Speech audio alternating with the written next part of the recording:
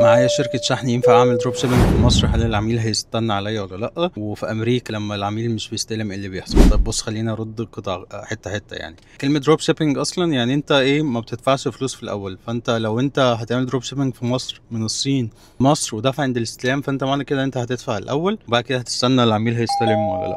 هي مشكله مصر اصلا في الجمارك. يعني انت عشان تدخل حاجه بيس باي بيس الموضوع بيبقى كومبليكيتد خالص، صعب جدا. انت تقول معاك شركه شحن، فانت لو معاك شركه شحن وتعرف تعمل الموضوع ده، لا هات بالك. يعني هات مثلا 100 قطعه 100 قطعه 100 قطعه، بعد كده روح مع شركه شحن هنا في مصر بقى توصل، يبقى وقت اقل وفي نفس الوقت المرتجع هيرجع لك على المخزن اللي انت بتتعامل معاه هنا في مصر. دي حاجه. الحاجه التانية في امريكا لما بيبقى في مرتجع على حسب، لو انت المنتج نفسه تكلفة المنتج نفسه قليلة، انا رأيي تديه هدية للكاستمر وتعمل له ريفند. لكن لو بقى قيمته عالية شوية ممكن يرجعوا على العنوان بتاع الصين مثلا، او تتفق مع شركة شحن داخلية، او لو انت شغال مع 3PL او فولفيلمنت سنتر جوه امريكا تديله العنوان بتاعها وهو بيرجع عليها على طول.